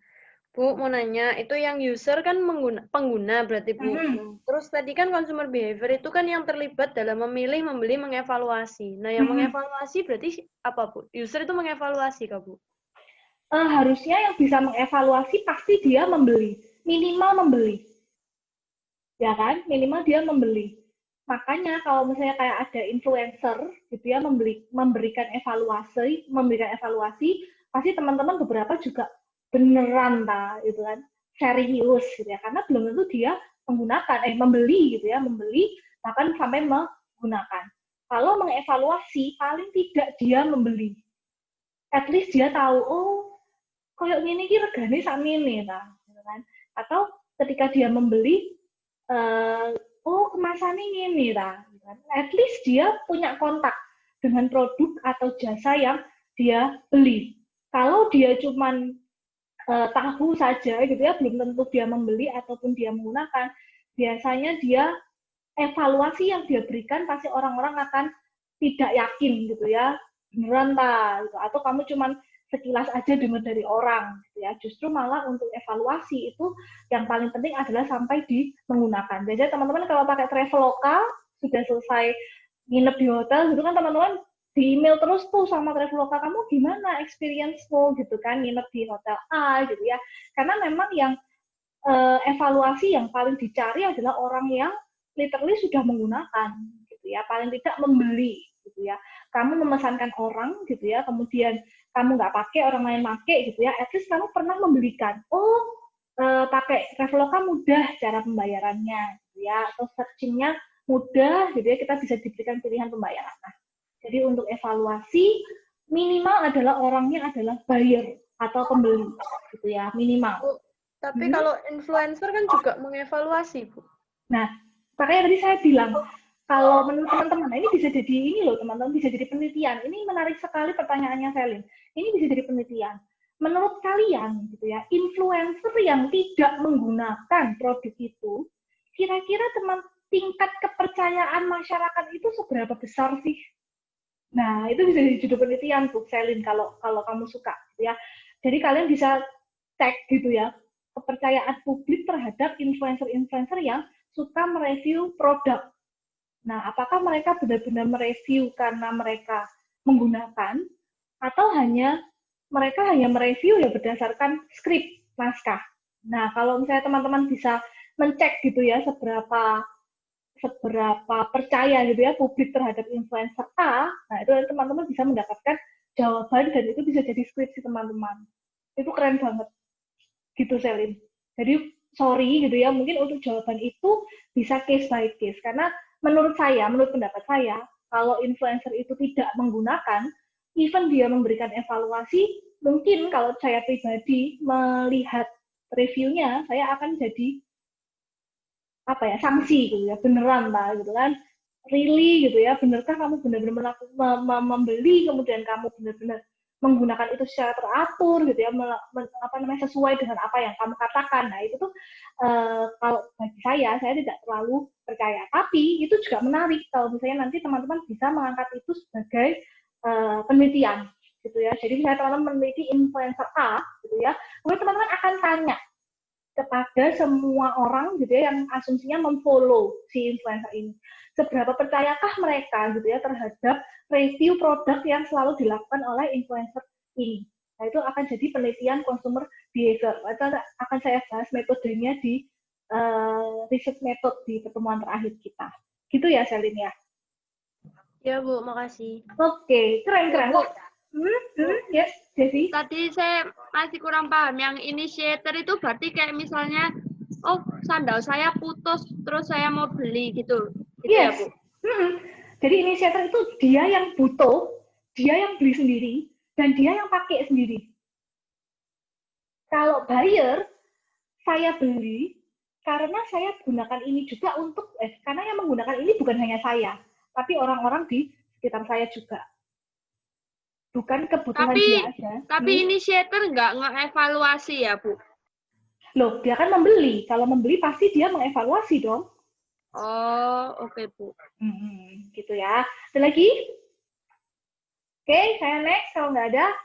Bu. Yes, Onat? Ya, yang tadi yang contohnya Bu Amanda pakai sabunnya di UC tadi itu yang user ya, Bu ya? Saya yang, yes, betul, user. Oh ya, oke. Thank you. Oke, next. Nah, kemudian, ini sebenarnya sudah terjawab nih karena pertanyaannya Selin nih. Terus kenapa sih, Bu, kita harus mempelajari consumer behavior gitu ya? Ya, yang pertama adalah dari segi mikro atau yang paling kecil aja tujuan yang paling atau perspektif yang paling kecil adalah mikro perspektif. Yang pertama adalah membantu perusahaan atau organisasi meraih tujuannya. Nah, ini nanti teman-teman kalau bergabung nih divisi-divisi seperti advertising managers, kemudian product designer, kemudian marketing, kemudian sales manager. Nah, teman-teman ini akan selalu berhubungan dengan perilaku konsumen, gitu ya. Ketika mau melaunching produk baru, gitu ya, gimana sih caranya memasarkan produk baru ini, gitu ya, supaya orang-orang beli. Nah, teman-teman harus lihat nih kebiasaan orang mengkonsumsi produk tersebut tuh gimana sih, gitu ya. Ini akan membantu teman-teman, gitu ya, ketika join di sebuah perusahaan yang memegang divisi-divisi seperti advertising managers, product designers, kemudian marketing, sales manager, dan lain-lain. Nah, kebutuhan sosialnya, gitu ya, atau sosial perspektifnya secara makro, secara luas, gitu ya. Kenapa sih kita harus belajar tentang consumer behavior? Yang pertama, keputusan ekonomi mempengaruhi kondisi sosial ekonomi di masyarakat. Ini wes paling benar kondisi yang seperti sekarang, gitu ya. Ketika pandemi seperti ini, gitu ya, orang-orang yang biasanya hedon, gitu ya, biasanya spending money untuk kebutuhan-kebutuhan non-essential, gitu ya, kebutuhan-kebutuhan sekunder, sekarang harus ngerem, gitu ya, ngerem untuk memenuhi kebutuhan primernya selama pandemi. Mereka tidak lagi investasi, gitu ya, karena mereka kelebihan uang kan, investasi beli properti, gitu ya, beli emas, gitu ya, itu kan sebenarnya kebutuhan yang sekunder, gitu ya, karena kebutuhan primernya sudah tercukupi, kan. Terus kemudian menabung itu kan juga kebutuhan sekunder ya. Kemudian di masa pandemi yang seperti ini, gitu ya, orang-orang dipaksa untuk berubah, gitu gitu ya, new normal, gitu ya, harus ada kebutuhan primer baru, yaitu apa? Masker, kemudian vitamin, ya kan, ada lagi face shield, ya kan, kemudian harus rajin-rajin membersihkan diri, ya, sabun, kemudian banyak produk-produk pemutih gitu ya untuk membersihkan surface gitu ya atau permukaan-permukaan dari kuman gitu ya. Ada kebutuhan primer baru yang kemudian untuk memenuhi itu dia kan harus mengurangi pendapatannya yang sekunder. Akhirnya sekarang apa? Kayak properti sudah lesu gitu ya. Kemudian orang-orang yang biasanya berlibur setiap weekend liburan ke Malang gitu ya, orang-orang Surabaya sekarang nggak bisa berlibur karena pembatasan sosial gitu ya. Akhirnya apa? Kolaps. Ya kan, ekonomi kita turun gitu ya. Ada yang bilang, akankah Indonesia mengalami resesi?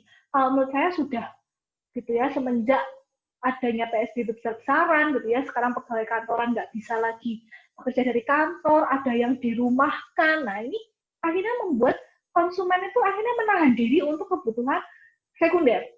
Yang dipenuhi adalah kebutuhan primer dan apa? Mengambil tabungan-tabungan itu untuk memenuhi itu. Gitu ya, itu dia nggak bisa hedon. Kebutuhan-kebutuhan yang sifatnya sosial gitu ya, kebutuhan-kebutuhan yang sifatnya untuk menunjang status gitu ya, mobil gitu ya, nggak ada yang beli, nggak lesu. Gitu ya. Itulah kenapa akhirnya perilaku konsumen itu bisa mempengaruhi kondisi sosial ekonomi masyarakat di suatu negara. Nah, maka dari itu, perilaku konsumen mempengaruhi apa yang akan diproduksi selanjutnya, sumber daya yang digunakan, dan perubahan standar hidup masyarakat. Sebelum ada pandemi, ada yang sudah tahu Zoom sebelumnya? Saya mau tanya. Sebelum ada COVID, ada yang sudah kenal dengan Zoom dan sudah pakai? Belum, Bu. Not at all. Sudah. Not at all. Not me. Belum ada. Not me. Ya. Kita cuma tahu WA doang, sama lain bisa video call. Kita nggak akan tahu gitu ya bahwa ternyata ada loh gitu ya sebuah produk yang bisa video call dengan orang-orang yang jumlahnya lebih banyak. Nah kalau nggak ada pandemi gitu ya, kita nggak akan tahu ada produk yang namanya Zoom. Kemudian WhatsApp gitu ya, WhatsApp yang sudah sebenarnya dia sudah bisa group call, tapi maksimal hanya 4 orang.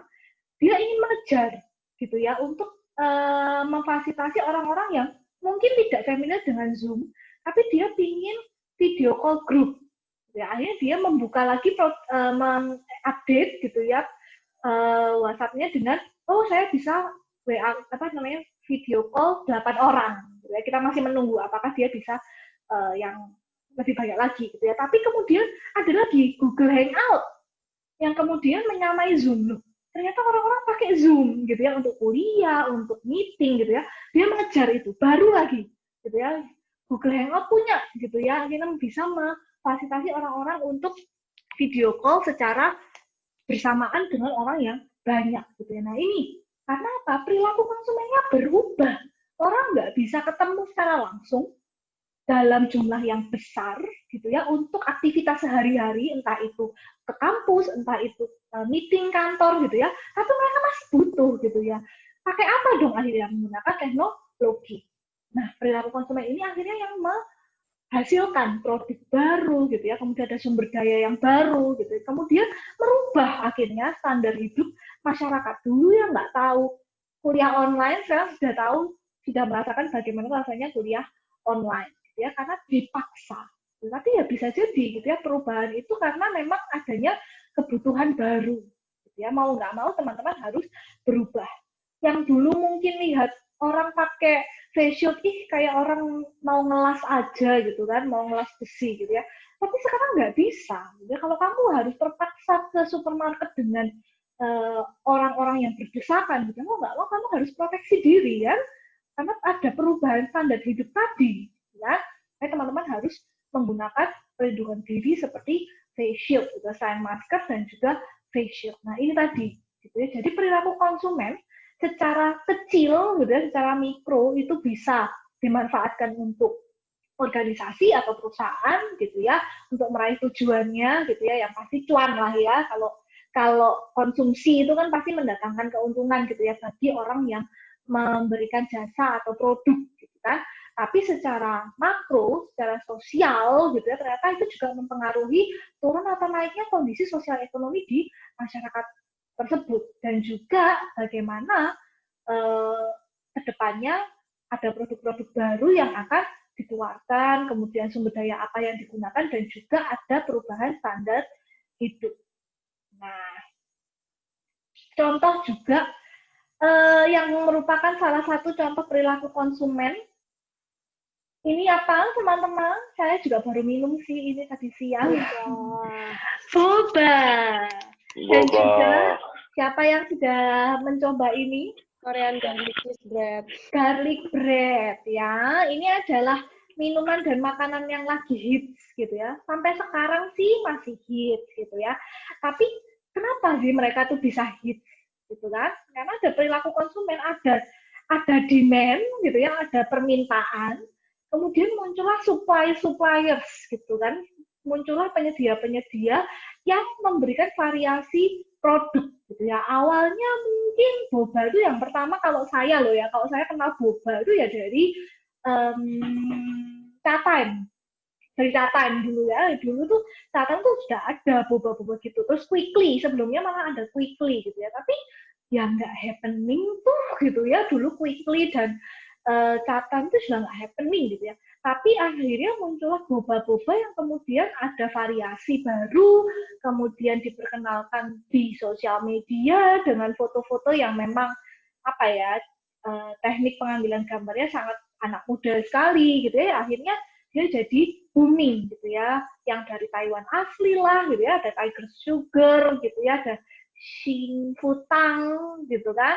Dan akhirnya booming. Seolah-olah jadi penggila boba. Dulu itu kalau saya nggak tahu ya di mall lain, tapi kayaknya mungkin sama. Waktu si Futang buka di Galaxy Mall, di sebelahnya Ranch Market itu antrinya gila-gilaan gitu ya.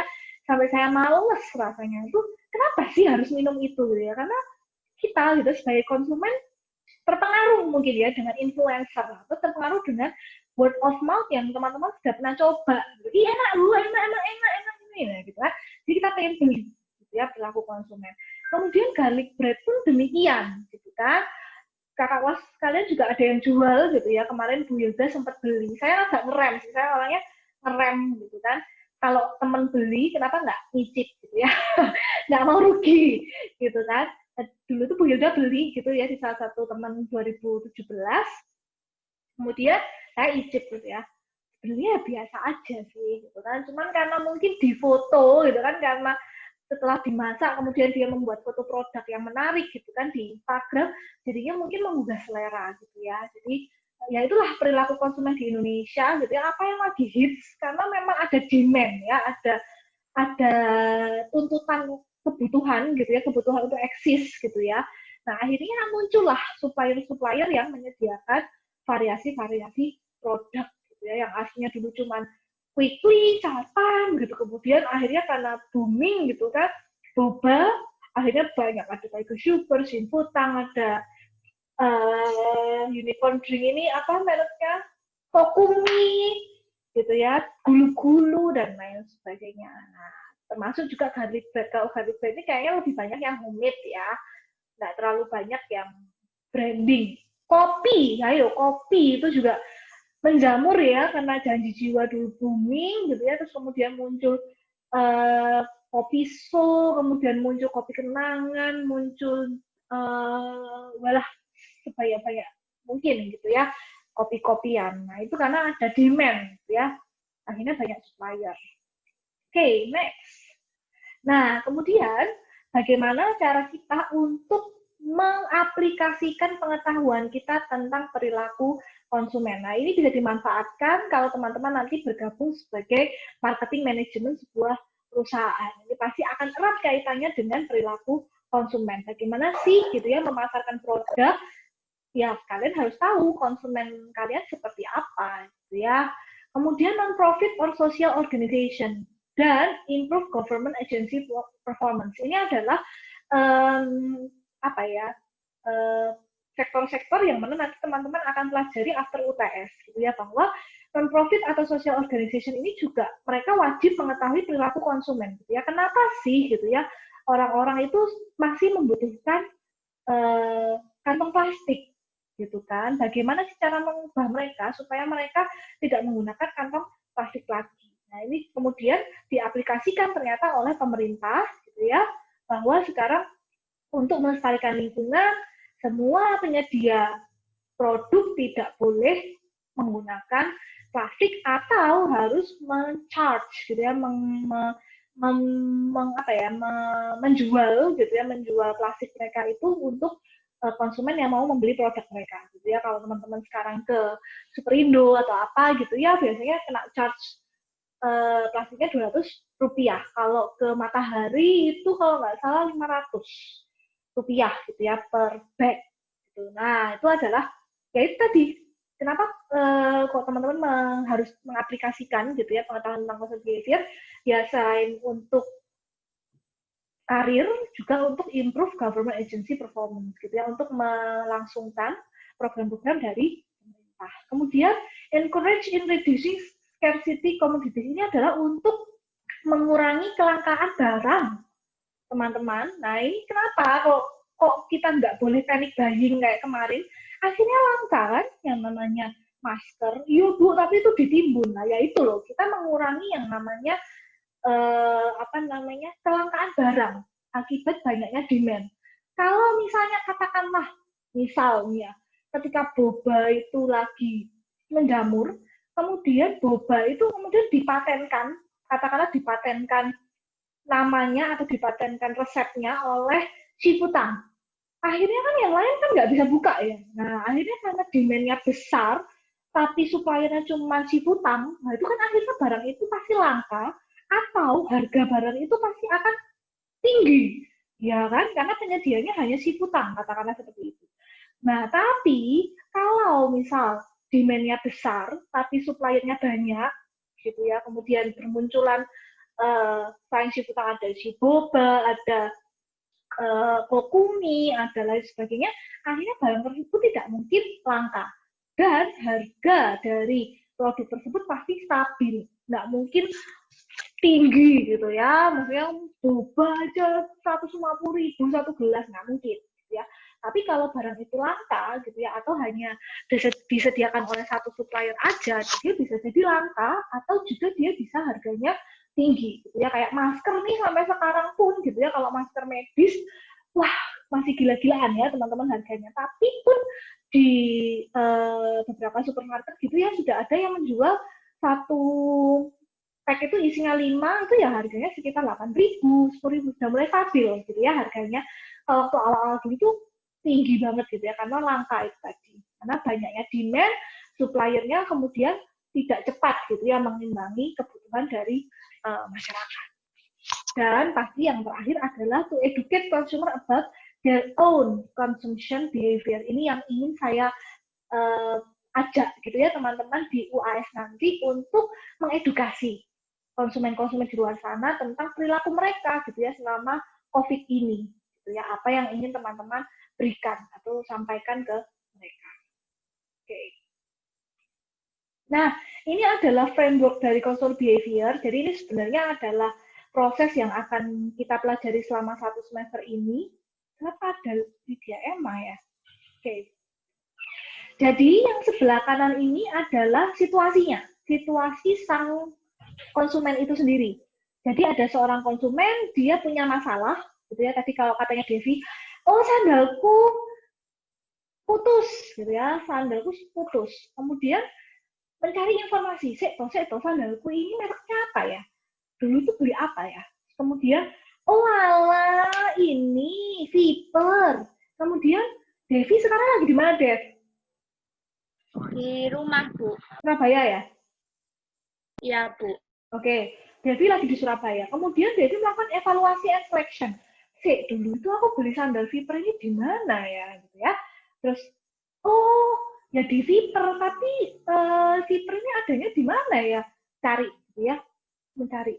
Tapi apakah aku harus beli Viper ya? Wah, ini baru setahun tak beli, putus apa ganti aja ya gitu ya. Dia melakukan evaluasi, putusnya karena apa gitu ya, apakah aku harus membeli merek yang sama atau aku harus ganti. Kalau aku beli yang merek yang sama, aku harus beli di mana, dan aku harus kalau misalnya aku harus ganti merek apa ya. Terus kemudian Devi menemukan ada Swallow mengeluarkan produk yang sandal anak muda gitu ya. Sekarang Swallow sudah mengeluarkan produk-produk sandal yang hampir mirip dengan Viper gitu kan, yang warna-warni anak muda gitu ya. Kemudian Devi nyoba Swallow, nyarilah ke outletnya gitu kan, pergi ke toko yang menjual sandal Swallow. Devi milih mau yang pink gitu kan. Devi melakukan pembelian, kemudian setelah Devi membeli, Devi melakukan yang namanya post-purchase process. Ketika dipakai, waktu tak pakai, ini awet nggak ya kira-kira? Ketika tak pakai, ini lebih enak nggak ya, lebih nyaman nggak ya dari sandal Viper yang kemarin? Nah, kemudian muncullah yang namanya situasi lagi, balik lagi dari awal, gitu ya. Ada masalah apa ketika Devi menggunakan produk yang baru dia beli itu? Jadi yang kanan itu adalah situasi dari individunya, gitu ya, ketika mengkonsumsi produk. Nah, yang kiri, teman-teman, gitu ya, itu adalah experience selama dia menggunakan. Ketika dia menggunakan, dia pasti akan melalui yang namanya beberapa faktor. Ada faktor information, ada faktor lifestyle, ada faktor processing. Apa aja yang tentang 3 itu? Ada marketing activities. Jadi mungkin Devi selama sandalnya belum putus gitu ya, kalau buka YouTube tiba-tiba ada iklannya Swallow gitu ya, tiba-tiba nggak sengaja gitu ya, mau nggak mau kan nonton YouTube ada iklannya dulu nih, ternyata iklannya sandal Swallow gitu ya. Atau misalnya culture, budaya, mungkin Devi kalau asli Surabaya mungkin nggak ada ya, karena Devi mungkin bukan Muslim gitu ya, jadi nggak apa-apa gitu ya pakai sandal. Tapi mungkin ada yang dari kalau Muslim berarti kalau pakai sandal harus dan pakai kerudung gitu ya harus pakai kaos kaki gitu kan. Misalnya culture, subculture itu kan values, itu kan adalah nilai-nilai dari budaya tertentu gitu ya, yang membuat orang-orang terpengaruh dalam memakai sebuah produk. Kemudian demografis gitu ya, di Surabaya panas kalau nggak pakai sandal jepit tumbuk gitu ya kakinya gitu ya. Itu sosial status. Kenapa Devi memilih Viper gitu ya? Karena Viper itu yang harganya lebih mahal gitu ya. Jadi menandakan mungkin kondisi sosialnya Devi lebih baik gitu ya.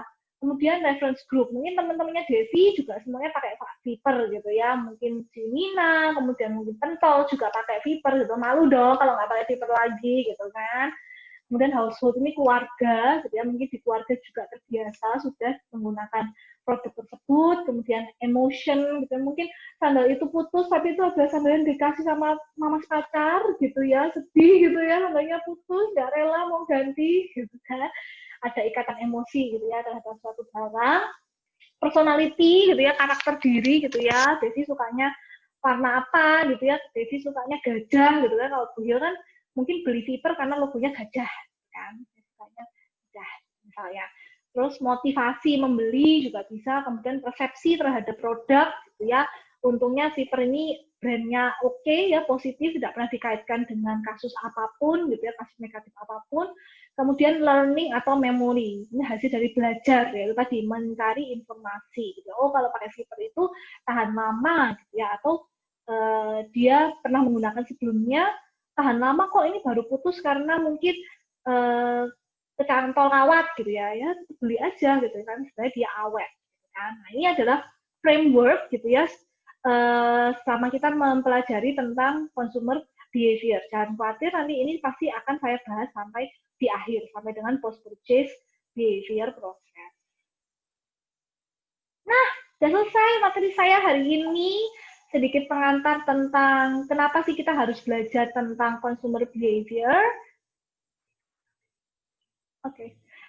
Nah, ada pertanyaan dulu sebelum saya mengakhiri dan presentasi. Bu Amanda, nanti materinya dimasukin e-learn, Bu? Nanti akan saya update di e-learn, PPT, dan juga recording kita hari ini. Jangan khawatir. Oke. Bu, Ada lagi? Bu, boleh lihat PPT yang framework tadi itu, Bu. Benar. Framework. Kenapa dengan framework? Kenapa Pak Ari? After this, wait ya. Oke. Maaf ya teman-teman. Oke, ya Devi. Nah, itu tadi kan problem recognition itu kan yang tadi sandalku rusak. Terus information search itu yang kayak enaknya beli sandal apa ya, yang ini enak atau enggak. Itu semacam sama kayak post purchase ya, Bu. Cuman kalau yang post purchase dia itu dengan cara kayak testimoni langsung dengan experience barangnya langsung gitu. Betul banget. Kalau information search ini lebih ke bukan ke produknya, bukan penggunaan produknya, tapi kenapa kok produk itu bisa ada problem? Tadi kan problemnya kenapa? Karena kan kamu awal bilang, loh sandalku putus. Nah, kamu mencari tahu nih, ini putusnya kenapa sih gitu kan? Apakah karena dia aus, kan memang sudah aus, sudah usang, atau karena saya kecantol? Nah, kalau aus kan berarti kamu akan information search nih. Aku beli sandal ini kapan ya? Gitu kan? Jadi kayak cari informasi, maksudnya alasan kenapa aku membutuhkan barang yang baru gitu. Karena kenapa butuh yang baru dan kenapa kok itu bisa putus? Ya kan, karena problem recognition kan, ada masalah kok di sandalmu itu, yaitu sandalnya putus. Berarti information yang kamu cari adalah, ini kenapa bisa putus? Gitu kan, pasti kan? Iya. Apakah karena usang, udah lama dipakai, kemudian dia usang gitu kan? Atau karena kecantol misalnya. Kalau kecantol berarti yang salah sandalnya atau yang nyantolin, kan gitu. Jadi information search ini tentang information tentang kenapa kok masalah itu terjadi. Gitu ya. Kemudian baru evaluasi. Evaluasi ini adalah apakah aku butuh yang baru? Kalau aku butuh yang baru, apakah aku akan membeli yang sama? Kalau yang sama, kenapa? Kalau harus berbeda, aku milih yang mana? Selection. Gitu ya. Oh, gitu ya, Bu. Terus, yang outlet selection itu ya berarti aku pilih aku mau beli di Viper atau di Swallow. Betul. Viper tuh misalnya, ada di TP ada, di PTC ada. Kamu kan ya pasti milih, yang deket rumah di TP aja. Atau aku mumpung ke kampus ke UC, pulang sekalian mampir Pakuwon, kan gitu. Walaupun dia ada di beberapa outlet, kamu pasti akan memilih kan, mau belinya di mana, gitu kan. Berkaitan dengan kegiatanmu hari itu. Kan? Oke. Lagi? Ya, udah ngerti, Bu. Makasih, Bu. Oke. Ada lagi yang mau tanya, teman-teman? Oh, sudah tidak? Ya, silakan. Sorry, Miss. Yes, Sam. So since right now we live in a world where there is online shopping and also the offline shopping, Miss. Miss, do you think offline shopping will, will it be gone? Will it be? What I meant to say is will the offline shopping be replaced by online shopping, or will offline shopping be there forever alongside online shopping? Okay, in Indonesian context, yeah, Sam. In Indonesian context, I think the offline shop must adapt to the online world. If not, they will be vanished. For example, in America, you know brand Payless, a shoe shop called Payless. Oh, Payless. Yeah, I think I know. In America, there are claims for bankruptcy, Payless, because nobody come to their offline shop anymore because they don't adapt to online shop. So people if they want to buy their product, they have to come to their shop. Since there are so many online shops to buy shoes, people won't come to Payless store anymore in America. So they claim for bankruptcy. But in Indonesia, you still can find Payless in several malls, such as TP, Tunjungan Plaza, kemudian New Galaxy Mall building, Galaxy Mall 3, they also have Payless shop. Because in Indonesia, people still tend to like to go to offline shop. Oh. But if an offline shop want to step up their sales, they're better to adapt to online shop. I see. So what happens in America is like they don't use offline shop anymore with Yes. Payless, right? So they go for online and all that, like Amazon or what? Yes. I see. But in Indonesian tend to still go to offline shop. They still need to go to offline shop just for window shopping or just to compare the prices, such as that. I see. Okay. Okay. Anything else? Ada lagi? Kalau nggak ada, prepare your phone, teman-teman yang tidak menggunakan handphone untuk kuliah saya, silahkan teman-teman bisa siapkan handphone untuk scan barcode. Silahkan teman-teman bisa scan barcode ini untuk presensi. Khusus untuk hari ini aja. Silahkan teman-teman bisa mulai. Saya pakai HP, Bu. Saya juga pakai HP, Bu. Oke. Bu, Peter juga, Saya Bu. pakai HP tapi saya bisa absen kok. Tidak ada alasan, guys. Oh, tuh Hana bilang Materiku, tuh. Bu. Wow. Ayo ko. Ayo. HP-nya Hana ada 2 itu, Bu. HP itu Iya. 1 tok, Bu. Iya. Oh gitu ya, itu agak-agak Ayo, pamer Bos. gitu ya. Oke. Yang nggak pakai handphone, silakan menampakkan wajah ketika saya panggil dan juga teriak, bukan teriak sih, menjawab yes or no. Yang pertama, Adrian Owen. Tampakkan wajah. Tidur. Owen gagal. Adil. Ya, Bu. Ya, Bu, bentar. Ayo. Mana? Harus dari mana? Ayo. Wan. HP. Oke. Bentar, Bu. Adil. Bisa nggak ke atas, Bu? Nggak bisa scan, Bu. Iya, nggak bisa scan, Bu. Ke atasan dikit. Ini, Bu, barcode. Bu, kok aku nggak ada namaku ya, Bu? Mesti pakai HP nggak bisa scan. Kamu udah scan itu kamu. Hana udah hijau. Bu, kalau misalnya di situ udah hijau berarti ya sudah pasti hijau ya, Bu. Stop, saya akan panggil yang nggak bisa. Aldin, mana Aldin? Aldin gagal. Amar. Amar, Bu. Amar. Ada, Bu. Oke, Adinda. Udah. Oke. Christine, Josephine, Chris Josh. Astaga, ini singkatannya well. Chris Josh.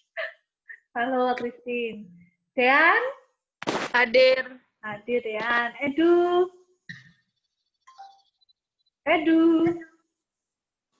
Gagal. Oh, shoot. Awas. Hadir, Bu. Awas. Oke. Oh, that Niko. sucks. Niko. Gagal. Oh my God. Celia.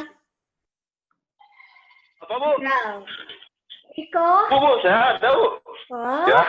salah ya nggak jawab. Arya Gading. Sorry, Bu. Tadi saya ke toilet bentar. Ya, Arya Gading. Iya, Bu. Saya Niko. hadir. Saya, Bu. Oke. Gedang. Kami. Saya, Bu. Oke. Dan Peter. gedang. Hadir. Oke. Pentol. Tidur, Bu. Nggak usah tidur, Bu. Itu tidur. Tidur, Bu. Dia, Bu. Oke, saya ulangi. Aldin. Halo, Bu. Oke. Edu. Edu mana Edu? Edu, come on, man. Itu suaranya mati, Bu. Suaranya. Kedep jok. Tapi ada mukanya, Bu. Bu. Maaf, Bu. Edu. Oh iya. Bu, Bisa, Edu. bisa. Ya. No, don't do that, man. Oh my God. Jangan diemut tuh. Guys. Kalian silat nih, jadi nggak nampak nih Edu. Celia. Babynya Ero Dep jok. Di dep jok, Bu. Oke, Celia saya ini. Tapi ini pakai Saya, Bu. Celia, Vina, pentol udah pentol. Oh ya, Celia, makasih, Bu. Celia, mana Nggak usah, Celia? Bu. Pentol, Bu. Nggak usah. Tolong dicarikan di grup apakah di partisipan apakah ada Laurencia Celia. Oh, ada nih. Celia. Dengan siapa di mana? Unmute. Laurentia Strip. Laurentia Santoso ini Lala kan? Ya. Bu. Oke, berarti Laurencia ini Celia. Oke, teman-teman. Sekian materi saya hari ini. Saya akan upload PPT saya dan juga recording Zoom hari ini. Terima kasih sudah hadir di pertemuan pertama Consumer Behavior. Sampai ketemu minggu depan sesuai dengan instruksi saya yang sudah saya berikan. Thank you teman-teman. Stay healthy semuanya. Iya. Oke. Belum ada tugas ya, Bu? Belum ada tugas. Oh ya, oke, Bu. Terima kasih, Bu. Bye-bye semua. Terima kasih, Bu. Terima kasih, Bu. Bye. Bye. Bye-bye.